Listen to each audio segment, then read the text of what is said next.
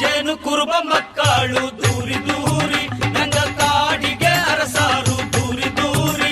ಗಿರಿಜನರ ಬದುಕು ಬವಣೆ, ಆದಿವಾಸಿಗಳ ಸಂಸ್ಕೃತಿ ಸಂಪ್ರದಾಯ, ಆಚಾರ ವಿಚಾರಗಳ ಪ್ರತಿಬಿಂಬ. ಅಂದಿನ ಕಾಲಕ್ಕೂ ಇಂದಿನ ಕಾಲಕ್ಕೂ ಬದಲಾವಣೆಯಾಗುತ್ತಿರುವ ಕಾಡು ಮಕ್ಕಳ ಸಂಸ್ಕೃತಿಯ ಪ್ರಗತಿಯ ಮುನ್ನೋಟವೇ ನಂಗಕಾಡು ನಂಗಜನ. ಸುಖಿಯ ಕುರುಬಾರು ದೂರಿ ದೂರಿ. ತಪ್ಪದೆ ಕೇಳಿ ನಿಮ್ಮ ನೆಚ್ಚಿನ ಜನಧ್ವನಿ ಸಮುದಾಯ ಬಾನುಲಿಯಲ್ಲಿ.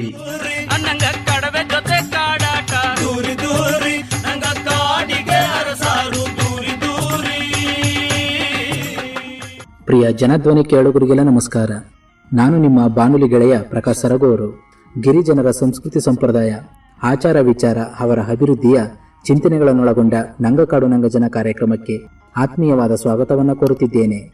ಪ್ರಿಯ ಕೇಳುಗರೆ, ಇಂದಿನ ನಮ್ಮ ನಂಗಕಾಡು ನಂಗಜನ ಕಾರ್ಯಕ್ರಮದಲ್ಲಿ ನಾವಿದ್ದೇವೆ ಎಚ್.ಡಿ. ಕೋಟೆ ತಾಲೂಕಿನ ಮೂಲೆಯೂರು ಹಾಡಿಯಲ್ಲಿ. ಇಂದಿನ ಈ ಕಾರ್ಯಕ್ರಮದಲ್ಲಿ ಈ ಮೂಲೆಯೂರು ಹಾಡಿಯ ಕುರಿತು ಹಾಗೂ ಗಿರಿಜನರ ಕುರಿತು, ಇವರ ಸಂಸ್ಕೃತಿ ಸಂಪ್ರದಾಯ ಹಾಗೂ ಹಾಡಿಯ ಪ್ರಸ್ತುತ ಸ್ಥಿತಿಗತಿ ಮತ್ತು ಅಭಿವೃದ್ಧಿಯ ಕುರಿತು ಮಾಹಿತಿಯನ್ನು ಹಂಚಿಕೊಳ್ಳಲು ಇಂದು ನಮ್ಮೊಂದಿಗಿದ್ದಾರೆ ಎಚ್.ಡಿ. ಕೋಟೆ ತಾಲೂಕಿನ ಮೂಲೆಯೂರು ಹಾಡಿಯ ನಿವಾಸಿಗರು ಹಾಗೂ ಡಿ.ಬಿ. ಕುಪ್ಪೆ ಗ್ರಾಮ ಪಂಚಾಯಿತಿಯ ಸದಸ್ಯರಾದ ಶ್ರೀಮತಿ ಜಯರವರು ಹಾಗೂ ಶ್ರೀಮತಿ ಲಿಂಗಮ್ಮರವರು. ಬನ್ನಿ ಆಗಿದ್ರೆ ಅವರನ್ನ ಕಾರ್ಯಕ್ರಮಕ್ಕೆ ಸ್ವಾಗತಿಸುತ್ತಾ ಈ ಮೂಲೆಯೂರು ಹಾಡಿಯ ಕುರಿತು ಒಂದಿಷ್ಟು ಮಾಹಿತಿ ಮತ್ತು ವಿಚಾರವನ್ನ ಅವರ ಮೂಲಕನೇ ತಿಳಿದು ಬರೋಣ. ಜಯವರ, ಮೊದಲಿಗೆ ಕಾರ್ಯಕ್ರಮಕ್ಕೆ ಆತ್ಮೀಯವಾದ ಸ್ವಾಗತನ ಕೋರ್ತಾ ಇದ್ದೀನಿ. ನಮಸ್ಕಾರ. ಲಿಂಗಮ್ಮ, ನಿಮಗೂ ಕೂಡ ಕಾರ್ಯಕ್ರಮಕ್ಕೆ ಆತ್ಮೀಯ ಸ್ವಾಗತನ ಕೊಡ್ತಾ ಇದ್ದೇನೆ. ನಮಸ್ಕಾರ. ಹಾಗೇನೆ ಮೊದಲಿಗೆ ನಿಮ್ಮೊಂದು ಕಿರು ಪರಿಚಯವನ್ನ ನಮಗೆ ಹಾಗೂ ನಮ್ಮ ಕೇಳುಗರಿಗೆ ಮಾಡಿಕೊಡ್ತದೆ. ನನ್ನ ಹೆಸರು ಜಯ ಅಂತ. ನಾನು ಡಿ.ಬಿ. ಕುಪ್ಪೆ ಗ್ರಾಮ ಪಂಚಾಯತಿ ಸದಸ್ಯ, ಮೂಲೆಯೂರು ಹಾಡಿ. ಹಾಗೆ ಮೊದಲಿಗೆ ಬಹಳ ಸಂತೋಷ, ನೀವಿಬ್ರು ಕೂಡ ಈ ನಮ್ಮ ಒಂದು ನಂಗಕಾಡು ನಂಗಜನ ಕಾರ್ಯಕ್ರಮದಲ್ಲಿ ಭಾಗವಹಿಸಿದ ಮುಖಾಂತರ ಈ ತಮ್ಮ ಒಂದು ಮೂಲೆಯೂರು ಹಾಡಿಯಲ್ಲಿ ಯಾವ ರೀತಿ ಒಂದು ಜೀವನವನ್ನು ಮಾಡ್ಕೊಂಡು ಹೋಗ್ತಿದ್ದೀರಾ, ಹಾಗೆಯೇ ಕಾಡಿನಲ್ಲಿ ಏನೋ ಜೀವನ ಮಾಡ್ತೀರಾ, ಕಾಡಿನ ಜೀವನದ ಬಗ್ಗೆ ಆಗಿರ್ಬೋದು, ಜೊತೆಗೆ ಕಾಡಿನಲ್ಲಿ ಮಾಡ್ತಕ್ಕಂಥ ತಮ್ಮದೇ ಆದ ವಿಶಿಷ್ಟವಾದ ಹಬ್ಬಗಳ ಬಗ್ಗೆ ಆಗಿರ್ಬೋದು, ಒಂದಿಷ್ಟು ವಿಚಾರವನ್ನ ನಮ್ಮ ಕೇಳುಗರಿಗೆ ತಿಳಿಸ್ಕೊಡಲು ಈ ನಮ್ಮೊಂದು ನಂಗಕಾಡು ನಂಗಜನ ಕಾರ್ಯಕ್ರಮದಲ್ಲಿ ತಾವು ಭಾಗವಹಿಸ್ತಿದ್ದೀರಾ. ಮತ್ತೊಮ್ಮೆ ತಮಗೆ ಪ್ರೀತಿಪೂರ್ವಕ ಸ್ವಾಗತವನ್ನು ಕೊಡೋದಕ್ಕೆ ಇಷ್ಟಪಡ್ತಾ ಇದ್ದೀನಿ.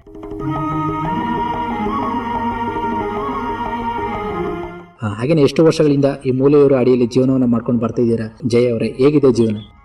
ನಮ್ಮ ತಾತ ಮುತ್ತಾತ ಕಾಲದಿಂದ ಇಲ್ಲಿ ಜೀವನ 70-75 ವರ್ಷಗಳಿಂದ ಈ ಮೂಲೆಯೂರು ಹಾಡಿಲಿ ಜೀವನನ ಮಾಡ್ತಾ ಇದ್ದೀವಿ. ಮತ್ತೆ ಜೀವನ ಹೆಂಗಿದೆ ಅಂತಂದ್ರ, ನಮ್ಮ ಹಾಡಿ ಒಳಗಡೆ ಯಾವುದೇ ರೋಡ್ ಆಗಿರ್ಬೋದು, ಕರೆಂಟು, ಮೂಲಭೂತ ಚರಂಡಿ ವ್ಯವಸ್ಥೆ ಯಾವುದು ಕೂಡ ಇರ್ಲಿಲ್ಲ. ಇತ್ತೀಚೆಗೆ ನಾವು ಮೆಂಬರ್ ಆದ್ಮೇಲೆ ಸ್ವಲ್ಪ ರೋಡು, ಕುಡಿಯೋ ನೀರು ಮತ್ತೆ ಮನೆಗಳದು ಮಾಡಿಸ್ಲಾಯ್ತು. ಮತ್ತೆ ಇನ್ನು ಇವಾಗ ಹಕ್ಕುಪತ್ರಕ್ಕೆ ಸರ್ವೆ ಈಗಾಗ್ಲೇ ಆಗಿದೆ. ಸರ್ವೆ ಆಗಿ ಅದನ್ನ ಸುಮಾರು ತಿದ್ದುಪಡಿ ಅಂತ ಏನು ಫಾರೆಸ್ಟ್ ಡಿಪಾರ್ಟ್ಮೆಂಟ್ ಇಂದ ಇವಾಗ ನಾನು ಈಗ ನಿಂಗಮ್ಮವ್ರು ಫಲಾನುಭವಿ ಆಗಿದ್ರೆ, ಅವರು 2005ರಲ್ಲಿ ಈ ಜಾಗದಲ್ಲಿ ಅವ್ರಿಗೆ 18 ವರ್ಷ ತುಂಬಿರ್ಬೇಕು ಅಂತ ನಿಬಂಧನೆ ಹೇಳಿದ್ರು. ಹಂಗಾಗಿ ಸುಮಾರು ಅಮ್ಮದಿರ್ಗೆಲ್ಲ ಆಗಿರುತ್ತೆ. ಈಗ ನಮ್ಮತವ್ರು ಎಲ್ಲ ಇರುವಾಗ ಆತರ ದಾಖಲೆ ಕೊಡಕ್ಕೆ ತೊಂದರೆ ಆಯ್ತು. ತೊಂದರೆ ಆಗಿ ಮತ್ತೆ ಗ್ರಾಮ ಸಭೆ ಎಲ್ಲ ಇಟ್ಟು 2004ರಲ್ಲಿ ನಾವು ಇಲ್ಲಿ ವಾಸವಾಗಿದ್ದು ಅಂದ್ಬಿಟ್ಟು ನಮ್ಮ ಗ್ರಾಮ ಪಂಚಾಯತಿಯಿಂದ ಅಧ್ಯಕ್ಷರು ಸೈನ್ ಮಾಡಿ ವಾಸಸ್ಥಳ ಅಂತ ಕೊಡ್ತಾರೆ. ಅದನ್ನ ನಾನು ಪರಿಶೀಲನೆ ಮಾಡಿ ಎಲ್ಲ ದಾಖಲೆಗಳಿಗೂ ಜೋಡಣೆ ಮಾಡಿ ಕೊಡಿಸ್ಲಾಯ್ತು. ಅದೇ ಅಂದ್ರೆ ತಾವು ಹೇಳ್ತಿದ್ರೆ ಸುಮಾರು 70-80 ವರ್ಷಗಳಿಂದ ಮೂಲೆಯೂರು ಹಾಡಿಯಲ್ಲಿ ಜೀವನವನ್ನು ಮಾಡ್ಕೊಂಡು ಬರ್ತಿದ್ದೀನಿ ಅಂತ. ಹಾಗೇನೆ ಲಿಂಗಮ್ಮವರೇ, ನೀವು ಕೂಡ ಈ ಒಂದು ಮೂಲೆಯೂರು ಹಾಡಿಯಲ್ಲಿ ಎಷ್ಟು ವರ್ಷಗಳಿಂದ ಜೀವನವನ್ನು ಮಾಡ್ಕೊಂಡು ಬರ್ತಾ ಇದ್ದೀರಾ? ನಾವು ಮೂಲೆಯೂರು ಹಾಡಿಯಲ್ಲಿ ಇದ್ದಿರೋದು ಬಹಳ ಕಾಡಲ್ಲೆಲ್ಲ ಮರ ನೆಟ್ಟು ಬೆಳೆಸ್ಕೊಂಡು ಆ ತಾತ ಮುತ್ತನ ಕಾಲದಿಂದ ಇಲ್ಲೇ ಇರೋದು ಸರ್. ಆ ದೊಡ್ಡವ್ರೆಲ್ಲ ಸತ್ತೋದ್ರು. ಇವಾಗ ಊರ್ ದಂಡೆ ಬಂದು ಸೇರ್ಕೊಂಡಿವಿ. ಮಾಸಾಲೆ ಕಾಡಲ್ಲಿ, ಬೆಟ್ಟದ ಕಾಡಲ್ಲಿ, ದೊಡ್ಡಾಡಿ ಕಾಡಲ್ಲಿ. ಈ ಕಾಡು ಕರೆ ಎಲ್ಲ ನಾವೇ ಸಸಿ ನಟ್ಟು ನಮ್ಮ ತಾತ ಮುತ್ತನ ಕಾಲದಿಂದ ಬೆಳೆಸಿರೋದು. ಈಗ ಮಕ್ಕಳು ಊರು ದಂಡೆ ಕಾಡು ಒಳಗೆ ಬಿಡಲ್ವಲ್ಲ ಇಲ್ಲ, ಅದರಿಂದ ಊರು ದಂಡೆ ಬಂದು ಸೇರ್ಕೊಂಡು ಇಲ್ಲಿ ಬಹಳ ವರ್ಷ ಆಯ್ತು. ಹಂಗೆ ಜೀವನ ಮಾಡ್ತಾ ಇದ್ದೇವೆ. ಅವಾಗ ಊಟದಲ್ಲಿ ಎಲ್ಲ ಭಾರಿ ತೊಂದ್ರೆ, ನಾರೆ ಗೆಣಸು, ಗೆಡ್ಡೆ ಗೆಣಸು, ಅದೇ ನಾವು ತಿಂತಾ ಜೀವನ ಮಾಡ್ತಿದ್ದೇವೆ. ಹಿಂಡಿಸ್ಕಾಯಿಗಳು, ಕಳುಲೆ, ಅವಾಗ ಕಟ್ಟೆ ಇರ್ತಾ ಇತ್ತು.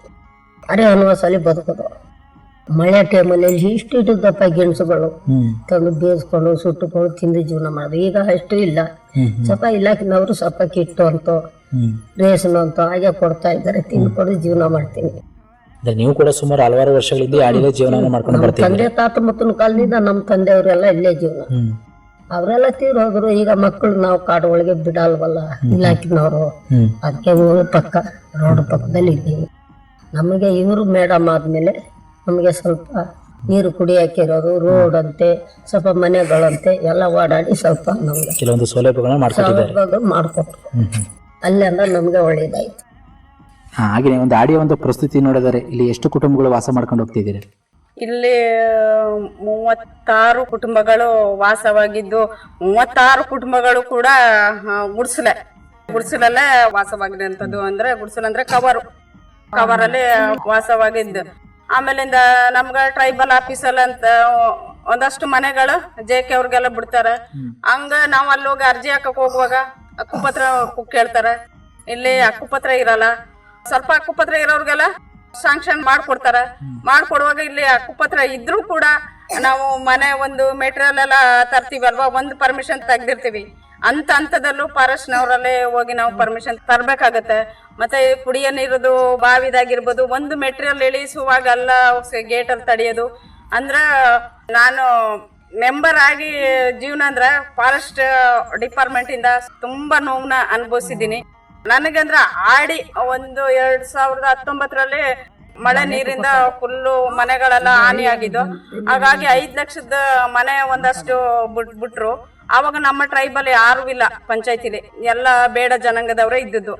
ಆವಾಗ ನಾನು ಪಂಚಾಯತಿಗೆ ಹಿಂಗೆ ಹೋಗ್ತಾ ಇದ್ದೀನಿ. ಹೋಗುವಾಗ ನಾನು ನೋಡಿದೆ ಆ ಆಡಿಲಿ ಮನೆ ಅಂದ್ರೆ ನಮ್ಮ JK ಅವ್ರದ್ದು ಮನೆ ನೀರಲ್ಲಿ ಮುಗುಳಿದ್ರು ಕೂಡ ಅವ್ರನ್ನ ಬಿಟ್ಟು ಬೇಡ ಜನಾಂಗಕ್ಕೆ ಎಷ್ಟೋ ಮನೆಗಳಿಲ್ಲ ಆಗಿವೆ, ಆ ಬೇಡ ಜನಾಂಗ ಮುಸ್ಲಿಂ ಅವ್ರಿಗೆಲ್ಲ. ಆಮೇಲೆ ನಾನು ಹೋಗಿ ಅಲ್ಲಿ ಪ್ರಶ್ನೆ ಮಾಡಿದೆ, ನನ್ನ ಮೆಂಬರ್ ಆಗೇ ಇಲ್ಲ. ನಾನು ಹೋಗಿ ಪ್ರಶ್ನೆ ಮಾಡಿದೆ, ನಮ್ಮ JK ಅವ್ರದ್ದು ಮನೆ ನೀರಲ್ಲಿ ಮುಗಿಲಿದೆ, ನೀರಲ್ಲಿ ಮುಗಿದ್ಬಿಟ್ಟು ಈ ಕಡೆ ಬೇಡ ಜನಾಂಗಕ್ಕೆ ಆಗಿದೆ ಅಲ್ಲ ಅಂತ ಪ್ರಶ್ನೆ ಮಾಡಿ ನನ್ನ ಮೆಂಬರ್ ಆಗಕ್ ಮೊದ್ಲೇ 5-6 ಮನೆನ ಕೊಡ್ಸಿದ್ದೆ 2019ರಲ್ಲಿ. ಅಡವಿ ದೇವಿಯ ಕಾಡು ಜನಗಳ ಈ ಹಾಡು ನಾಡಿನ ಜೀವ ತುಂಬಿದೆ. ಅಡವಿ ದೇವಿಯ ಕಾಡು ಜನಗಳ ಈ ಹಾಡು ನಾಡಿನ ಜೀವ ತುಂಬಿದೆ. ಹಂಗಾಗಿ ಮತ್ತೆ ನಮ್ಮ ಹಾಡಿಲೆಲ್ಲ ಸ್ವಲ್ಪ ಲೀಡರ್ಸ್ಗಳೆಲ್ಲ ನಾನು ಮಾತಾಡಿದ್ದು ಕೇಳಿ ಇವಳನ್ನ ಪಂಚಾಯತಿಗೆ ತರ್ಬೇಕಂತ ಅವಕಾಶ ಕೊಟ್ಟು ನನ್ನನ್ನ ಪಂಚಾಯತಿಗೆ ಕಳಿಸ್ಕೊಟ್ಟಿದ್ರು. ಇವಾಗ ಅವ್ರಿಗೆ ಹಕ್ಕುಪತ್ರ ಇಲ್ದೇನೆ ಇರುವಾಗ ಇನ್ನೂ ತುಂಬಾ ನೋವಲ್ಲಿದ್ದೀನಿ. ಅವ್ರಿಗೆ ಇನ್ನೂ ಮನೆ ಆಗಿರ್ಬೋದು, ಮತ್ತೆ ರೋಡ್ ಆಗಿರ್ಬೋದು, ಇದನ್ನೆಲ್ಲ ಫಾರೆಸ್ಟ್ ಇವಾಗ ನನ್ನ ಹಾಡಿಗೆ ರೋಡ್ದು ಸಮಸ್ಯೆ ಇದೆ. ಫಾರೆಸ್ಟ್ ಅವರು ಬಿಡ್ತಾ ಇಲ್ಲ. ಹೋಗಿ ಕೇಳಿದ್ರು ಅದು ಇದು ಹೇಳ್ತಾವ್ರೆ. ಇನ್ನೂ ಕೂಡ ನಾನು ಮತ್ತೆ ಕೂಡ ಗೆದ್ದು ಇನ್ನೂ ಒಂದಷ್ಟು ನಮ್ಮ ಹಾಡಿಗೆ ಅಭಿವೃದ್ಧಿ ಮಾಡ್ಬೇಕಂತ ನನಗೆ ತುಂಬಾ ಆಸೆ ಇದೆ. ಇನ್ನು ಎಷ್ಟು ಆಗಿದೆ ಅಂತಂದ್ರೆ ನನ್ನ ಅವಧಿಲಿ ಒಂದು 1/4 ಭಾಗ ಆಗಿರೋ ಅಂತ ಇದೆ, ಅರ್ಧ ಭಾಗನೂ ಕೂಡ ಆಗಿಲ್ಲ. ಇವಾಗ ಹಕ್ಕುಪತ್ರ ಈ ಹಂತದಲ್ಲಿ ಕೊಟ್ರೆ ಒಂದಷ್ಟು ಮನೆಗಳು ಶಾಂಕ್ಷನ್ ಆಗಿ ನಿಂತಿರೋದು ಅಂತಂದ್ರೆ ಇನ್ನು ಎಲೆಕ್ಷನ್ ಸ್ಟಾರ್ಟ್ ಆಗುತ್ತಲ್ಲ, ಅದಕ್ಕೆ ಮೊದ್ಲೇ ಮೂವ್ ಮಾಡಿಗಿರ್ಬೋದು. ಕಷ್ಟ ಬಿದ್ದು ಟ್ರೈಬಲ್ ಆಫೀಸಿಂದ ನಾವು ಮೆಂಬರ್ ಆಗಕ್ ಮೊದ್ಲೇ ಇಷ್ಟೇನು ಮೂಲಭೂತ ಬರುತ್ತಂತ ಗೊತ್ತೇ ಇರ್ಲಿಲ್ಲ. ನಾವೇನಾರ ಕೇಳಿದ್ರೆ ಏನು ಇಲ್ಲ, ಬರೀ ಹಕ್ಕುಪತ್ರದನ್ನೇ ವಿಷಯ ಇಟ್ಟು ಹೇಳ್ತಾ ಇದ್ರು. ಎಷ್ಟೋ ಮೂಲಭೂತ ಸೌಕರ್ಯಗಳು ಬರ್ತಿವೆ. ಇವಾಗ ಅದ್ರ ಅನುಭವ ಗೊತ್ತಾಯ್ತು. ಅಂದ್ರೆ ಇವಾಗ ಹಕ್ಕುಪತ್ರ ಎಲ್ಲರಿಗೂ ಕೂಡ ಬಂದ್ರೆ, ಈಗಾಗ್ಲೇ ಕರೆಂಟ್ದು ಕಂಬ ಎಲ್ಲ ಹಾಕಿದಾರೆ. ಕರೆಂಟ್ ಆಗ್ತಾ ಇದ್ದಾಗ್ಲೇ ಹಕ್ಕುಪತ್ರ ಬಂದಿರ ಮನೇನು ಕೂಡ ಇದಾದ್ರೆ ಸ್ವಲ್ಪ ಮಟ್ಟಿಗೆ ಅಭಿವೃದ್ಧಿ ಆಗುತ್ತಂತ ಹೇಳ್ಬೇಕು ಅಂತಂದ್ರೆ ನೀವು ಕೆಲವರು ಜನಗಳಿಗೆ ಮಾಡ್ತಿರೋ ಒಳ್ಳೆ ಕೆಲಸಗಳು ನೋಡಿ ನಿಮ್ಮನ್ನ ಒಂದು ಗ್ರಾಮ ಪಂಚಾಯತಿ ಸದಸ್ಯರಿಗೆ ಆಯ್ಕೆ ಮಾಡಿದ್ರೆ ಅಂತ ಹೇಳ್ಬೋದು. ಹಾಡಿ ಲೀಡರ್ಸ್ ಗಳೇ ಬಂದು ನನಗ್ ಭಯ, ನನ್ಗೇನ್ ಗೊತ್ತಿಲ್ಲ ಅಂತ ಹೇಳ್ತಾ ಇದೆ. ಅವರೇ ಬಂದು ಇಲ್ಲಿ ಮೀಟಿಂಗ್ ಕೂರಿಸಿ ಇಷ್ಟು ಮಾತಾಡ್ತೀಯಲ್ಲ ಅಂತ ಹಾಡಿ ಲೀಡರ್ಸ್ ಗಳೇ ನನ್ನನ್ನ ಆಯ್ಕೆ ಮಾಡಿ ಕಳಿಸಿದ್ದು. ಅದೇ ತಾವು ಮೊದ್ಲು ಹೇಳ್ತಿದ್ರಿ ಈ ನಮ್ಮೊಂದು ಮೂಲೆಯೂರು ಅಡಿಯಲ್ಲಿ ಒಟ್ಟು 46 ಕುಟುಂಬಗಳು ವಾಸ ಮಾಡ್ಕೊಂಡು ಹೋಗ್ತಿದೀವಿ ಅಂತ. ಹಾಗಿದ್ರೆ 46 ಕುಟುಂಬಗಳಲ್ಲಿ ಯಾವ ಜನಾಂಗದವರು ವಾಸ ಮಾಡ್ಕೊಂಡು ಹೋಗ್ತಿದ್ದೀರಾ? ಜೇನು ಕುರುಬ ಮತ್ತೆ ಎರವ, 2 ಪಂಗಡ ಜನ ಈ ಮೂಲೆ ಜನಾಂಗದವರು ಈ ಅಡಿಯಲ್ಲಿ ವಾಸ ಮಾಡ್ಕೊಂಡು ಹೋಗ್ತಿದ್ದಾರೆ. ಹಾಗೇನೆ ಒಂದು ಮಕ್ಕಳ ಶೈಕ್ಷಣಿಕ ಮಟ್ಟ ನೋಡೋದಾದ್ರೆ ನಿಮ್ಮ ಅಡಿಯಲ್ಲಿ ಮಕ್ಕಳೆಲ್ಲ ಶಾಲೆಗೆ ಹೋಗ್ತಿದ್ರೆ ಹೇಗಿದೆ ಒಂದು ಶಿಕ್ಷಣದ ವ್ಯವಸ್ಥೆ ನಿಮ್ಮ ಅಡಿಯಲ್ಲಿ? ಫಸ್ಟ್ ಆತರ ಸ್ಕೂಲ್ಗೆ ಹೋಗ್ತಾ ಇರ್ಲಿಲ್ಲ. ಮತ್ತೆ ನಮ್ಮ ಇದು ಪೀಪಲ್ ಟ್ರೀ ಅಂತ ಒಂದು ಸಂಸ್ಥೆ ಬತ್ತು, ಅದರಲ್ಲೇ ಸಂಜೆ ಪಾಠ ಅನ್ಬಿಟ್ಟು ಕೊಡ್ತಾ ಇದ್ರು. ಅದ್ರಲ್ಲಿ ನಾನೇ ಮಕ್ಳಿಗೆ ಟ್ಯೂಷನ್ ಮಾಡ್ತಾ ಇದ್ದೆ. ಸಂಜೆ ಮೇಲೆ ಬಂದು ಮಕ್ಳಿಗೆ 1 ಗಂಟೆ 2 ಗಂಟೆ ಟೈಮು ತರ ಟ್ಯೂಷನ್ ಮಾಡ್ತಾ ಇದ್ದೆ. ಆವಾಗ ಫಸ್ಟ್ ಎಲ್ಲ ಮಕ್ಳು ಕಾಡ್ಗೆ ಓಡೋಗೋದ ಆತರ ಮಾಡ್ತಿದ್ರು. ಇವಾಗ ಕರೀತಾರೆ, ಬನ್ನಿ ಮೇಡಮ್ ಕ್ಲಾಸ್ ತಕೊಳ್ಳಿ, ಬನ್ನಿ ಆಟ ಆಡ್ಸಿ ಅನ್ಬಿಟ್ಟೆಲ್ಲ ಕರೀತಾರೆ. ಇವಾಗ ಮಕ್ಳು ವಿದ್ಯಾಭ್ಯಾಸನು ಚೆನ್ನಾಗಿ ನಡೀತಾ ಇದೆ. ಮತ್ತೆ ಇಲ್ಲೆಲ್ಲಾದ್ರೂ ಆತರ ಸ್ಕೂಲ್ಗೆ ಹೋಗಿಲ್ಲ ಅಂದ್ರೆ ನಾನೇ ಬೆದರ್ಸ್ತೀನಿ, ನಾನು ಪೊಲೀಸ್ ಅವ್ರಿಗೆ ಹೇಳ್ತೀನಿ ಸ್ಕೂಲ್ಗೆ ಹೋಗಿ ಅಂತ ಹೇಳ್ತೀನಿ. ಇಲ್ಲೇ ನಮ್ಮ ಆಡಿಲೆ 2 ಮಕ್ಳು ಇದು ಕರೆಂಟ್ ಇಲ್ಲ ಏನಿಲ್ಲ, ದೀಪ ಬೆಳಕಲ್ಲೇ ಓದಿ SLCಲಿ 450 ಇದೇ ಆಡಿಲಿ 450 ಮಾರ್ಕು ತೆಗೆದು ಇವಾಗ ಸೆಕೆಂಡ್ PU ಇಲ್ಲಿ ಕೋಟೆಲಿ ಹೋಗ್ತಾ ಇದ್ದಾವೆ. ತುಂಬಾ ಖುಷಿ ಆಯ್ತು. ಕರೆಂಟ್ ಇಲ್ಲ ಏನಿಲ್ಲ, ದೀಪಲ್ಲಿ ಓದಿ 450 ಹಾಡಿ ಒಳಗಡೆ ಇರೋ ಒಂದು ಮಕ್ಕಳು ಅಷ್ಟು ಮಾರ್ಕ್ ತೆಗ್ದಿದ್ದಾರೆ ಅಂದ್ರೆ ಹೆಮ್ಮೆ ಪಡ್ಕೊಳ್ಳೋಕೆ ಖುಷಿಯಲ್ಲಾಗಿ. ಅದೇ ನೀವು ಕೂಡ ಒಂದು ಬಿಡುವಿನ ಸಮಯ ತಗೊಂಡು ಮಕ್ಕಳಿಗೆ ಸಂಜೆ ಮೇಲೆ ಆದಷ್ಟು ಪಾಠ ಪ್ರವಚನ ಎಲ್ಲ ಅಡಿಗಳಲ್ಲೂ ನಡೀತಾ ಇದೆ. ಹಿನ್ನೊಸಳಿ, ಮೂಲೆ ಊರು, ಆನೆಮಾಡ ಈಗೊಂದ್ 2 ತಿಂಗಳು ನಿಂತಿದೆ. ಆದ್ರೂ ಸ್ವಲ್ಪ ಇದ್ರದ್ದು ಹಕ್ಕುಪತ್ರದ ಬಗ್ಗೆ ಅದ್ರದ್ದು ಎಲ್ಲ ಪರಿಶೀಲನೆ ಮಾಡ್ಬೇಕಲ್ಲ. ಒಬ್ಬರದ್ದು ದಾಖಲೆಗಳು ಸರಿ ಇರಲ್ಲ. ಇವಾಗ ಮೊನ್ನೆ ಒಂದು 200 ಹಕ್ಕುಪತ್ರನ ಪಂಚಾಯತಿಗೆ ವಾಪಸ್ ಕಳಿಸಿದ್ರು. ಒಂದ್ರಲ್ಲಿ ID ಇರಲ್ಲ, ಒಂದ್ರಲ್ಲಿ ವಾಸಸ್ಥಳ ಇರಲ್ಲ, ಇನ್ನೊಂದ್ರಲ್ಲಿ ಜಾತಿ ಪತ್ರ ಹೆಸರು ತಪ್ಪಾಗಿರ್ತಾರ. ಅದನ್ನೆಲ್ಲ ಆಡಿಂದ ಲೀಡರ್ಗಳು ಎಲ್ಲ ಸೇರಿ ಫೋನ್ ಮಾಡಿದ ತಕ್ಷಣ ಎಲ್ಲರೂ ಬಂದ್ರು. ಬೆಳಿಗ್ಗೆ ಹೋಗಿ ಸಂಜೆ ಗಂಟ ಅದನ್ನೆಲ್ಲ ತಿದ್ದುಪಡಿ ಮಾಡಿ ಎಲ್ಲ ಮತ್ತೆ ಇವತ್ತು ಫಾರೆಸ್ಟ್ ಆಫೀಸ್ ಕಳಿಸಂತ ಕೆಲಸನ ಇವಾಗ ಲೀಡರ್ಸ್ ಗಳೆಲ್ಲ ಒಗಟಿದೀವಿ. ಫೋನ್ ಮಾಡಿ ಕರೆದ್ರೆ ಒಬ್ರಿಗೆ ಮಾಡಕ ಒಬ್ರು ರಾಮು ಅನ್ನೋರು ಲೀಡರ್ಸ್ ಅವ್ರೊಬ್ರು ಇಷ್ಟು ತಕೊಂಡ್ ಕೂತಿದ್ರು ಪಂಚಾಯತಿಲಿ. ನಾನ್ ಪಂಚಾಯತಿಗೆ ಹೋಗಿ ಇದೇನ್ ರಾಮು ಒಬ್ರು ಇಷ್ಟು ಮಾಡಕ್ ಆಗಲ್ಲ ಅಂತ ಬೇರೆ ಬೇರೆ ಆಡಿಗೆಲ್ಲ ಫೋನ್ ಮಾಡಿದೆ, ಬಂದ್ರು ಬರೆದ್ರು. ಒಂದು 10-200 ಹಕ್ಕುಪತ್ರ ಫೈಲ್ಗಳನ್ನೆಲ್ಲ ರೆಡಿ ಮಾಡಿ ಕಳಿಸಂತದ್ದು ಆಯ್ತು ನೆನ್ನೆ. ಹಾಗೇನೆ ಈ ಆಡಿ ಬರಕ್ಕಿಂತ ಮುಂಚೆಗೆ ಅಂದ್ರೆ ಆಡಿ ಪುನರ್ಸ್ಥಿತಿ ಆಗುಮನ ತಾವೆಲ್ಲಿ ಜೀವನವನ್ನ ಮಾಡ್ತೀವಿ ಲಿಂಗಮ್ಮ ಅವ್ರೆ? ನಾವು ಜೀವನ ಮಾಡ್ತಿದ್ದು ಕಾಡು ಒಳಗಡೆ, ಗೆಣಸು ಗೆಡ್ಡೆ ಅದೇ ಜೀವನ ನಮ್ಗೆ. ಆವಾಗ ಸ್ವಲ್ಪ ಜೇನು ತುಡೆ ಇರ್ತಿದ್ವು, ಇವಾಗೆಲ್ಲ ಜೇನು ತುಡೆ ನಿಮ್ಮ ಆಫೀಸ್ ಕಡೆ ಹೊಂಟೋಗವೆ. ಕಾಡಲ್ಲೇ ಜೇನು ಇಲ್ಲ, ದಿಬ್ಬುದು ಅಡೆ ಸಡೆಗೆ ಮನೆ ಕಟ್ಟಿ ಕುಂತ್ಕೊಳ್ಳೋ ಇರ್ತವೆ. ಹೋಗಿ ಸಿಕ್ಕಿದ್ರೆ 1 ಕುಪ್ಪಿ 2 ಕುಪ್ಪಿ ತರ ಜೀವನ ಮಾಡೋದು. ಆವಾಗ ಹಾಗೆ ಇಲ್ಲ. ನಮ್ಮ ತಂದೆ ಕಾಲದಲ್ಲಿ ಎಲ್ಲ ತುಂಬಾ ಮರದ ಕೊಂಬೆಯಲ್ಲಿ ಇರೋ ದೊಡ್ಡ ಜೇನುಗಳು ಹಿಡಿತಿದ್ರು. ಅದೇ ತಾವು ಯಾಡಿಗೆ ಬರಕ್ಕಿಂತ ಮುಂಚೆಗೆ ಮೊದಲು ಕಾಡಲ್ಲಿ ಜೀವನ ಮಾಡ್ತಿದ್ರಿ. ಐದರ ಕಾಡಿನ ಜೀವನ ಮಾಡ್ತಿರ್ಬೇಕು. ಕಾಡಿನ ಜೀವನ ಹೇಗ ಅನ್ಸ್ತಿತ್ತಮ್ಮ ನಿಮ್ಗೆ? ನಮ್ಗೆ ಅವಾಗ ಆನೆನೂ ಇಲ್ಲ, ಹೀಗೆ ಪಾಳೆಯಲ್ಲಿ ಬಿದ್ಕೊಂಡು ಒಂದು ಮರದ ಗೆಡ್ಡೆಯಲ್ಲಿ ಗುಡಿಸಲು ಮಾಡ್ಕೊಂಡು ಇರ್ತಾ ಇದ್ರು. ಯಾವುದು ನಮ್ಮನ್ನ ಆನೆಗಿನ ಕೊಲ್ಲಕ್ಕಿಲ್ಲ. ಇವಾಗ ಮನೆ ತಳುತ್ತವೆ. ಇವಾಗ ಇಂತೆ ಮನೆಗಳು ಇದ್ರೆ ಜೀವನ, ಇಂತೆ ಮನೆಗಳು ಎಲ್ಲ ಇದ್ರೆ ಜೀವನ ಇಲ್ಲ. ಬಂದು ಅಲ್ಲಿ ಕಿತ್ತವಲ್ಲ ಆನೆ ಮರದಲ್ಲಿ ಎಲ್ಲ 3-4 ಮನೆ ಮಾನೆ ಮನೆಯಲ್ಲೆಲ್ಲ ಹೊಡೆದಾಗ ಇಂತೆ ಮನೆಯನ್ನೇ ಕಟ್ಟಿ ಎಲ್ಲ ಕಿತ್ತವೆ. ನಮ್ಮ ಮೇಡಮ್ ಕೇಳಿ ನೋಡಿ ಹೇಳ್ತಾರೆ, ಆ ತರ ಎಲ್ಲ ಮಾಡ್ತವೆ. ಆವಾಗ ಇಲ್ಲ, ಗೆಡ್ಡೆ ಗೆಣಸು ತಿನ್ಕೊಂಡು ಸುಖವಾಗಿ ಮರದ ಗೆಡ್ಡೆಯಲ್ಲಿ ಮನ್ಬಿಟ್ಟಿದ್ರು. ನಮ್ಮನ್ನ ದೇವರು ಚೆನ್ನಾಗಿ ಕಾಪಾಡ್ತಾರೆ. ಅದೇ ಕಾಡಿಗೂ ನಿಮ್ಗೆ ಇದ್ದಂತ ಒಂದು ಒಳ್ಳೆ ಅವಿನಾಭಾವ ಸಂಬಂಧ ತುಂಬಾ ಚೆನ್ನಾಗಿತ್ತು. ಯಾವ ತೊಂದರೆ ಇಲ್ಲ. ಇವಾಗ ಕಾಡಲ್ಲಿ ಜೀವನ ಮಾಡಕ್ಕೆ ಆಗೋದಿಲ್ಲ. ಅದಕ್ಕೆ ಹೀಗೆ ದಂಡೆ ಪಳ್ಳೆ ಇದ್ಕೊಂಡು ಜೀವನ ಮಾಡ್ತೀವಿ. ಕಾಡಲ್ಲಿ ಗೆಣಸು ಇಲ್ಲ, ಕಾಡು ತೆಳೆದು ಗೆಣಸು ಗೆಡ್ಡೆ ಇಲ್ಲ, ಸತ್ತೋಯ್ತು ಈ ಕಾಲದಲ್ಲಿ. ಆ ಕಾಲದಲ್ಲಿ ಇಲ್ಲದಲ್ಲಿವರೆಗಂಟಿ ನಾರೆ ಗೆಣಸು ಅಂತೆ, ಎಕ್ಕಿ ಗೆಣಸು ಅಂತೆ, ಎಲ್ಲ ಕೊರನೆ ಗೆಣಸು ಎಲ್ಲ ಇತ್ತು. ಇವಾಗ ಇಲ್ಲ. ಹುಡುಕಿದ್ರು ನಾರೆಂಬು ಸಿಕ್ಕಲ್ಲ, ಗೆಣಸೊಂಬು ಸಿಕ್ಕಲ್ಲ. ಇನ್ನೂ ಕೊಟ್ರೆ ಅನ್ನ ತಿನ್ನಬೇಕು ಅಂದ್ರೆ. ಆ ಕಾಡಿನೊಳಗಡೆ ಯಾವೆಲ್ಲ ಆಹಾರ ಪದಾರ್ಥಗಳನ್ನ ಕಿತ್ಕೊಂಡು ಬರ್ತಾ ಇದ್ರಿ? ಅದೇ ಎಣ್ಣು, ಕಾಡು ಬಳೆಕಾಯಿ ಅಂತೆ, ಕಳಲೆ ಅಂತೆ, ಏನೋ ಸಾಗಡೆ ಹುಳಿ ಅಂತೆ, ತಳಸುಲು ಹಣ್ಣು ಅಂತೆ, ಸೊಟ್ಟೆ ಹಣ್ಣು ಅಂತೆ, ಅವೆಲ್ಲ ತಿಂತಾ ಇದ್ದು. ಅವೆಲ್ಲ ತಿಂದು ಜೀವನ ಮಾಡ್ತಿದ್ವು.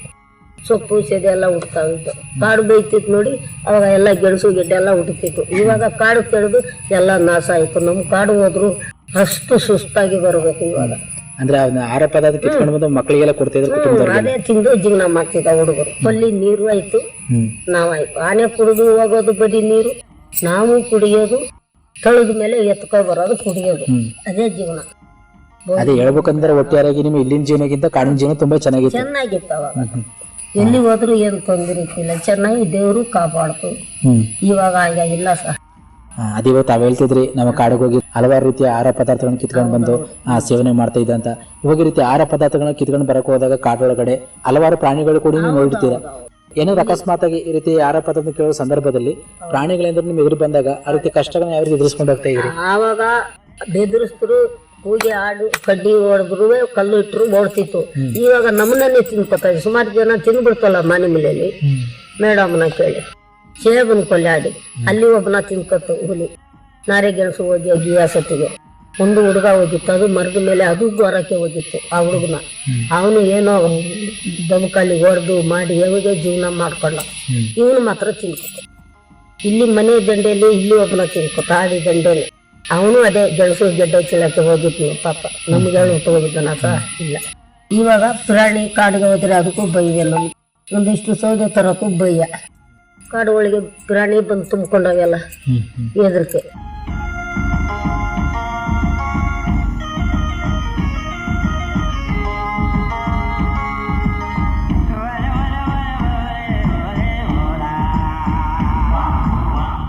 ಬಹಳ ಸಂತೋಷಮ್ಮ ಕಾಣಲು ಮಾಡ್ತಿದ್ದ ಕಾಣೆ ಜೀವನದ ಬಗ್ಗೆ, ಹಾಗೆಯೇ ಕಾಣೆ ಸೇವಿಸ್ತಕ್ಕಂಥ ತಮ್ಮದೇ ಆದ ವಿಶಿಷ್ಟವಾದ ಆಹಾರ ಪದಾರ್ಥಗಳ ಬಗ್ಗೆ ತುಂಬಾ ಮಾಹಿತಿಯನ್ನು ತಿಳಿಸ್ಕೊಟ್ರಿ. ಹಾಗೆಯೇ ಇಂದಿನ ಕಾಲದಲ್ಲಿ ಆರೋಗ್ಯ ಸಮಸ್ಯೆ ಅಂತ ಬಂದಾಗ ಅದಕ್ಕೆ ಯಾವ ರೀತಿ ಚಿಕಿತ್ಸೆಯನ್ನು ಪಡ್ಕೊಂಡು ಹೋಗ್ತಾ ಇದ್ರಿ? ನಾವು ಹಿಂದಿನ ಕಾಲ ಅನ್ನುವಾಗ ಒಂದು ಜ್ವರ ಬಂದ್ರೆ, ಇವಾಗ ಜ್ವರ ಬಂದ ತಕ್ಷಣ ಮಾತ್ರೆ ಇವಾಗ ಓಡೋಯ್ತೀವಿ. ಆವಾಗ ನಾವು ಫಸ್ಟ್ ಇದು ಹೊಂಗೆ ಮರದ ಚಕ್ಕೆ, ಮತ್ತೆ ಉಂಡೆ ಮೆಣಸ್ಕಾಳು, ಬೆಳ್ಳುಳ್ಳಿ ಇದನ್ನ ಚೆನ್ನಾಗಿ ಜಜ್ಜಿಬಿಟ್ಟು ಅದನ್ನ ರಸ ತೆಗೆದು ಅದಕ್ಕೆ ಇದು ಕಬ್ಬಿಣ ಕುಡ್ಗೋಲು ಇರ್ತದಲ್ಲ ಅದನ್ನ ಚೆನ್ನಾಗಿ ಬೆಂಕಿಲಿ ಕಾಯಿಸಿ ಅದ್ರದ್ದು ಕಾವು ಕೊಟ್ಟು ಅದ್ರ ನೀರನ್ನ ಕುಡಿತಿದ್ದೋ. ಜ್ವರ ಕುಡ್ದು ಮತ್ತೆ ನೆತ್ತಿ ಮೈ ಕೈಗೆಲ್ಲ ಹಾಕ್ತಿದ್ದೋ. ಅದ್ರಲ್ಲೇ ಜ್ವರ ಹೋಗ್ತಾ ಇತ್ತು, ಕಡಿಮೆ ಆಗ್ತಾ ಇತ್ತು. ಅಂದ್ರೆ ಇವಾಗ ಅದನ್ನ ಬಿಟ್ಟು ಫಸ್ಟ್ ಹೋಗ್ತಿವಿ, ಮಾತ್ರ ಕುಡಿತೀವಿ, ಆತರ ಮಾಡ್ತೀವಿ. ಮತ್ತೆ ಡೆಲಿವರಿ ಕೇಸ್ ಎಲ್ಲ ಬರುವಾಗ ಇವಾಗ ನಮ್ಮ ಮಕ್ಳಿಗೆ 1 ತಿಂಗಳಾದ್ರ ಹಾಸ್ಪಿಟ್ಲು ಮಾತ್ರ ಇಂಜೆಕ್ಷನ್ ಅವಿವೆಲ್ಲ. ನಮ್ದು 2 ಮಕ್ಳು, ನನಗೆ 2 ಮಕ್ಳನ್ನೇ ನಾನು 1 ಇಂಜೆಕ್ಷನ್ ಮಾತ್ರೆ ಒಂದು ಹೋಗಿಲ್ಲ. ನಾರ್ಮಲ್ ಡೆಲಿವರಿ ಮನೇಲೆ ಆಗಿರೋಂಥದ್ದು. ಯಾವುದೇ ಇಂಜೆಕ್ಷನ್, ಯಾವುದೇ ಮಾತ್ರೆ ಯಾವುದಕ್ಕೂ ನನಗೆ ಭಯ. ಇಂಜೆಕ್ಷನ್ ಮಾಡಕ್ ಬರ್ತಾರೆ ನಾನೇ ಓಡೋಗ್ತಿದ್ದೆ ಆ ಟೈಮಲ್ಲಿ. ನಾರ್ಮಲ್ ಡೆಲಿವರಿ ಆಗಿರೋಂಥದ್ದು ಮನೇಲಿ. ಹಾಗೆಯೇ ಸರ್ಕಾರದಿಂದ ಇದುವರೆಗೆ ತಮಗೆಲ್ಲ ಯಾವೆಲ್ಲ ಹಕ್ಕುಪತ್ರಗಳು ಸಿಕ್ಕಿದ್ದಾವೆ, ಆ ಹಕ್ಕುಪತ್ರಗಳ ಬಗ್ಗೆ ತಿಳಿಸ್ಕೊಡೋದಾದ್ರೆ? ಇವಾಗ ಸರ್ವೆ ಆಗಿರೋದಷ್ಟೇ. ಹಕ್ಕುಪತ್ರ ಹಳೇದು ಸ್ವಲ್ಪ ಇಲ್ಲಿ ಈ ಅಡಿಲಿ 1 8 9 ಜನಕ್ಕೆ ಅಂದ್ರೆ 1 ಗುಂಟೆ 2 ಗುಂಟೆ ಆತರ ಮಾತ್ರ ಇತ್ತು. ಆಮೇಲೆ ನಾವು ಇವಾಗ 1 ಗುಂಟೆ ಅಂದ್ರೆ ಮನೆಗ್ ಮಾತ್ರ ಆತರ ಇತ್ತು. ಆಮೇಲೆ ಇವಾಗ ನಾವ್ ಎಷ್ಟು ಅನುಭವದಲ್ಲಿ ಇದ್ದೀವಿ ಅದನ್ನೆಲ್ಲ ಬಂದು ಫಾರೆಸ್ಟ್ ಟ್ರೈಬಲ್ ಆಫೀಸರ್ ಅವರೆಲ್ಲ ಬಂದು ನಿಂತೆ ನಾವು ಅನುಭವದಲ್ಲಿ ಇದ್ದದ್ದು. ನಾವು ನಿಂತು ಸರ್ವೆಯನ್ನ ಮಾಡ್ಸಿದೀವಿ. ಅಂದ್ರೆ ನನ್ನ ಪ್ರಕಾರ ಒಬ್ರಿಗೆ ಈಗ 1 ಕಾಲು 1 ಎಕರೆ 2 ಎಕರೆ ಆತರ ಎಲ್ಲ ಅನುಭವ ಇದ್ದದ್ದು ಪೂರ್ತಿಯಾಗಿ ಸರ್ವೆ ಆಗಿದೆ. ನಕ್ಷೆ ಕೂಡ ಬಂದಿದೆ. ಅದ್ರದ್ದು ಸ್ವಲ್ಪ ಇದೆ ದಾಖಲೆಗಳು ಅಂತಂದ್ರೆ ವಾಸಸ್ಥಳ, ಆಮೇಲೆ ಜಾತಿ ಪತ್ರ, ಇದ್ರೆಲ್ಲ ಹೆಸರುಗಳೆಲ್ಲ ಸ್ವಲ್ಪ ಚೇಂಜ್ ಆಗಿರ್ತದ. ಅದ್ರದ್ದೆಲ್ಲ ತಿದ್ದುಪಡಿ ಮಾಡಿದೀವಿ. ಇನ್ನು ನನ್ನ ಪ್ರಕಾರ ಇನ್ನೊಂದು ತಿಂಗಳು 2 ತಿಂಗಳು ಒಳಗಡೆಗೆ ಹಕ್ಕುಪತ್ರ ಸಿಗ್ಬಹುದು ಅಂತ ಭರವಸೆ ಇದೆ. ನಾವೇ ಎಲ್ಲ ಮಾಡಿದಲ್ಲ, ಹಂಗಾಗಿ ಇದೆ. ಹಾಗೆಯೇ ಆಡಿಯಲ್ಲಿ ಸ್ವಸಹಾಯ ಸಂಘಗಳ ಕಾರ್ಯಚಟುವಟಿಕೆಗಳು ಹೇಗೆ ನಡ್ಕೊಂಡು ಹೋಗ್ತಾ ಇದೆ? ಕೋವಿಡ್ ಅಲ್ಲಿ ನಿಲ್ಸಿ ಮತ್ತೆ ಇವಾಗ ಸ್ಟಾರ್ಟ್ ಮಾಡಿ ಒಂದು 5-6 ತಿಂಗಳಾಗಿದೆ. ಗಣೇಶ್ ಇದಾರಲ್ಲ ವಿವೇಕಾನಂದದಲ್ಲೇ ಅವರು ಕೆಲಸ ಮಾಡ್ತಾರೆ. ಅವ್ರು ಬಂದು ಭಾನುವಾರ ಬಂದು ಇಲ್ಲಿ ಮೂಲೆ ಊರಡಿಲಿ 2 ಸಂಘಗಳು ನಡೀತಾ ಇವೆ. ಚೆನ್ನಾಗಿ ಸಂಘ ನಡೀತಾ ಇದೆ. ಹಾಗೆಯೇ ಪ್ರಸ್ತುತದಲ್ಲೂ ಆಡಿಯಲ್ಲಿ ಆಚರಿಸಿಕೊಂಡು ಬರುತ್ತಿರುವ ತಮ್ಮ ಸಂಪ್ರದಾಯ ಹಬ್ಬಗಳು ಹಾಗೂ ಅವುಗಳ ವಿಶೇಷತೆಯನ್ನು ತಿಳಿಸ್ಕೊಡೋದಾದ್ರೆ?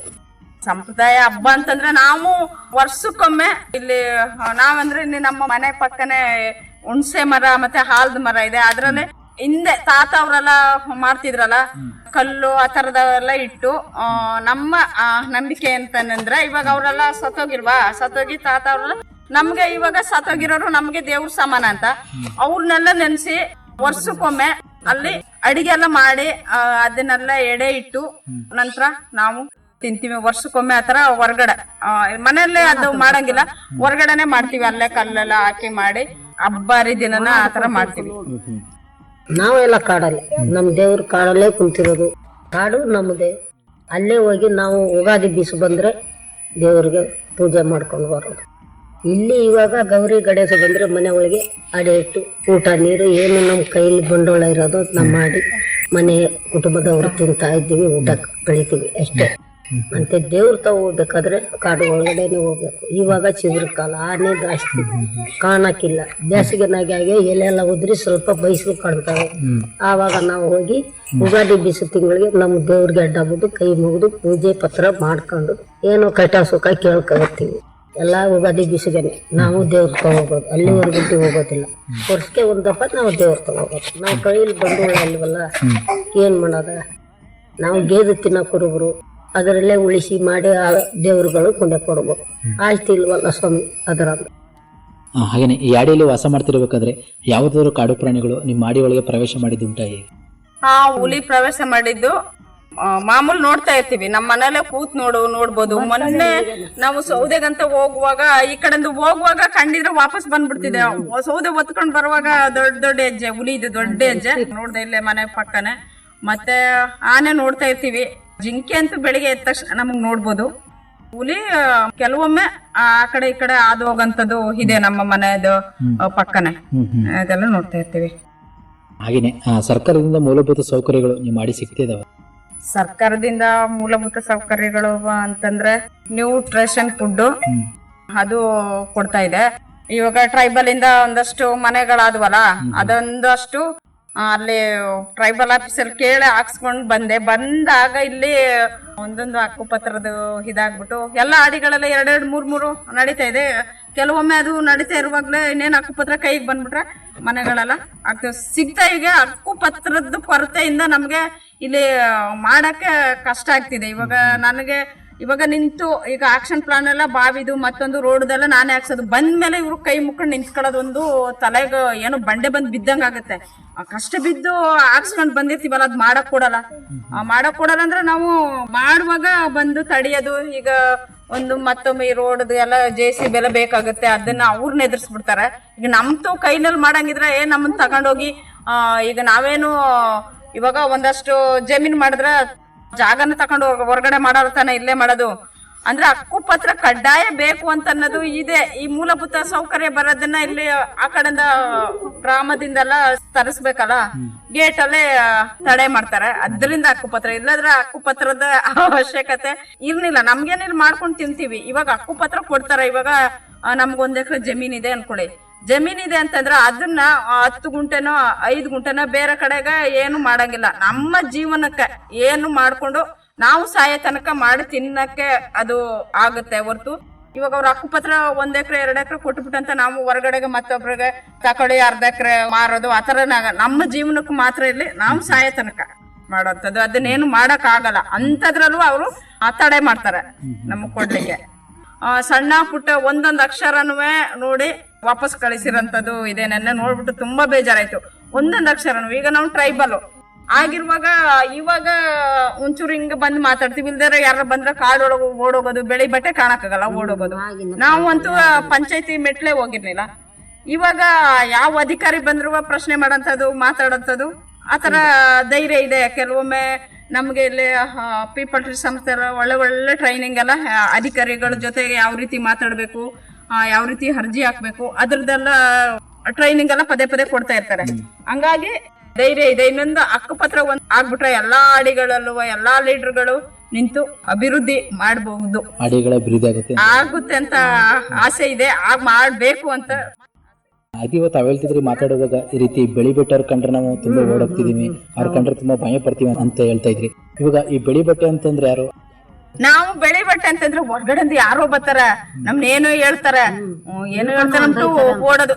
ಬೆಳಿ ಬಟ್ಟೆ ಅಂದ್ರೆ ಹೊರಗಡೆ ಸಿಟಿಯವರು ಅಧಿಕಾರಿಗಳು ಏನ್ ಬಂದ್ ಕೇಳ್ಬಿಡ್ತಾರೋ, ನಮ್ನು ಕಾಳಿದ್ವರು ಒಳಗಡೆ ಹೋಗಿಸ್ಬಿಡ್ತಾರೋ, ಆತರ ನಮಗ್ ಭಯ ಆಯ್ತು. ಇವಾಗ ಕೆಲವೊಮ್ಮೆ ನಾ ಹೇಳ್ದಲ್ಲ, ಕೆಲವೊಮ್ಮೆ ಟ್ರೈನಿಂಗ್ ಗಳೆಲ್ಲ ಆಗಿ ಎಲ್ಲಾ ಆಡಿಲ್ವೇ ನಾನೊಬ್ಳೆ ಅಂತಲ್ಲ, ಎಲ್ಲಾ ಆಡಿಲ್ವಿ ಈ ತರ ಹೆಣ್ಮಕ್ಳು ಮುಂದೆ. ಇವಾಗ ನಮ್ದು ಒಂದು ಟ್ರೈಬಲ್ದು ನಾರ್ಮಲ್ ಸತ್ತಿದ್ದಾರೆ, ಅವ್ರಿಗೆ ಗೊತ್ತಿಲ್ಲ. ನಾವು ಇಲ್ಲಿ ಏನಾರು ಹುಷಾರಿಲ್ಲ ಅಂದ್ರೆ ತಕ್ಷಣ ಕೇರಳ ತಗೊಂಡ್ ಹೋಗ್ಬೇಕು. ಹಂಗೆ ತಗೊಂಡು ಹೋಯ್ತಿರೋ ಮಧ್ಯದಲ್ಲಿ ತೀರೋಗ್ಬಿಟ್ಟಿದ್ದಾರೆ. ಅವ್ರನ್ನ ತಗೊಂಡೋಗಿ ಅಲ್ಲಿ ಸಾವ ರೂಮಲ್ಲಿ ಇಟ್ಬಿಟ್ಟಿದ್ದಾರೆ. ನಾನು ಅನ್ನೋದನ್ನ ಚೆನ್ನಾಗಿ ಸತ್ತಿದ್ದಾರೆ, ಅದೇ ಕೊಡೋದಿಲ್ಲ ಅನ್ಬಿಟ್ಟು ಹೋಗಿ ನಾನು ಒಬ್ಳೆ ಹೋಗ್ತಾ ಇರ್ತೀನಿ ಅನ್ಬಿಟ್ಟು ಹೋಗಿ ಕೇರಳ ಸ್ಟೇಷನ್ಗೆ ಹೋಗಿನಿ. ಇಲ್ಲಿಂದ SI ಕರ್ಕ ಬರ್ಬೇಕು ಅವ್ರು ಹಂಗೆ ಹಿಂಗೆ ಅಂತಂದ್ರು ಸ್ಟೇಷನ್ ಇಂದ.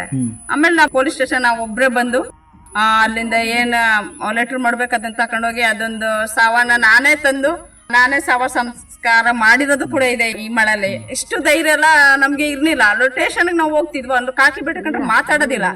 ನಾವು ಒಬ್ರೆ ಹೋಗಿ ಅಷ್ಟು ಮಾತಾಡಿ ಸಬ್ ಇನ್ಸ್ಪೆಕ್ಟರ್ ಜೊತೆಗೆಲ್ಲ ಮಾತಾಡಿ ತಂದಿದ್ದೀವಿ ಅಂತಂದ್ರೆ ಇಷ್ಟಕ್ಕೂ ಧೈರ್ಯ ತುಂಬ ಕಾರಣ ನಮ್ಮ ಪೀಪಲ್ ಟ್ರೀಯಿಂದ.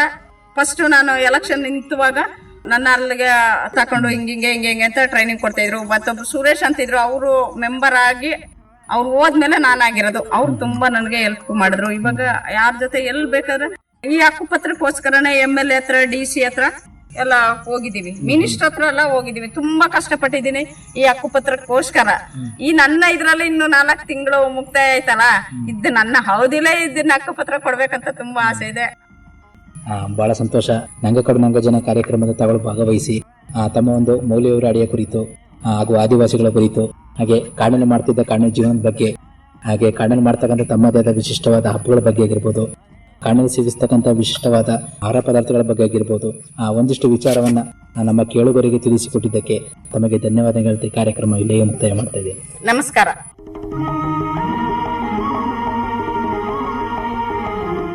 ಪ್ರಿಯ ಕೇಳುಗರಿಗೆ ಕೇಳ್ತಿದ್ರೆ ಇಷ್ಟೊತ್ತು ನಂಗಕಾಡು ನಂಗಜನ ಕಾರ್ಯಕ್ರಮದಲ್ಲಿ ಭಾಗವಹಿಸಿ ನಮ್ಮ ಜೊತೆ ಮಾತನಾಡಿದವರು HD ಕೋಟೆ ತಾಲೂಕಿನ ಮೂಲೆಯೂರು ಅಡಿಯ ನಿವಾಸಿಗರಾದ ಶ್ರೀಮತಿ ಲಿಂಗಮ್ಮರವರು ಹಾಗೂ DB ಕುಪ್ಪೆ ಗ್ರಾಮ ಪಂಚಾಯಿತಿ ಸದಸ್ಯರಾದ ಶ್ರೀಮತಿ ಜಯರವರು. ಇದಾಗಿತ್ತು ಇವತ್ತಿನ ನಮ್ಮ ನಂಗಕಾಡು ನಂಗಜನ ಕಾರ್ಯಕ್ರಮ. ಹಾಗೂ ಮತ್ತೊಂದು ನಂಗಕಾಡು ನಂಗಜನ ಕಾರ್ಯಕ್ರಮದಲ್ಲಿ ಮತ್ತೊಂದು ಆಡಿಯೋ ಜೊತೆ ಭೇಟಿಯಾಗ್ತೀನಿ. ಅಲ್ಲಿಯವರೆಗೆ ಕೇಳ್ತೀರಿ ಜನಧ್ವನಿ. ಇದು ನಿಮ್ಮ ನೆಚ್ಚಿನ ಹಾಗೂ ಮೈಸೂರಿನ ಮೊಟ್ಟ ಮೊದಲ ಸಮುದಾಯ ಬಾನುಲಿ ಕೇಂದ್ರ 90.8 ಕಂಪನಾಂಕದಲ್ಲಿ ಸರಗೂರಿನಿಂದ ಪ್ರಸಾರವಾಗುತ್ತಿದೆ. ನಮಸ್ಕಾರ. ಜೇನು ಕುರುಬ ಮಕ್ಕಳು ದೂರಿ ದೂರಿ ನಂಗ ಕಾಡಿಗೆ ಅರಸಾರು ದೂರಿ ದೂರಿ. ಗಿರಿಜನರ ಬದುಕು ಬವಣೆ, ಆದಿವಾಸಿಗಳ ಸಂಸ್ಕೃತಿ ಸಂಪ್ರದಾಯ, ಆಚಾರ ವಿಚಾರಗಳ ಪ್ರತಿಬಿಂಬ, ಅಂದಿನ ಕಾಲಕ್ಕೂ ಇಂದಿನ ಕಾಲಕ್ಕೂ ಬದಲಾವಣೆಯಾಗುತ್ತಿರುವ ಕಾಡು ಮಕ್ಕಳ ಸಂಸ್ಕೃತಿಯ ಪ್ರಗತಿಯ ಮುನ್ನೋಟವೇ ನಂಗಕಾಡು ನಂಗಜನ. ಕಾಸುಕಿಯ ಕುರುಬಾರು ದೂರಿ ದೂರಿ. ತಪ್ಪದೆ ಕೇಳಿ ನಿಮ್ಮ ನೆಚ್ಚಿನ ಜನಧ್ವನಿ ಸಮುದಾಯ ಬಾನುಲಿಯಲ್ಲಿ. ನಂಗ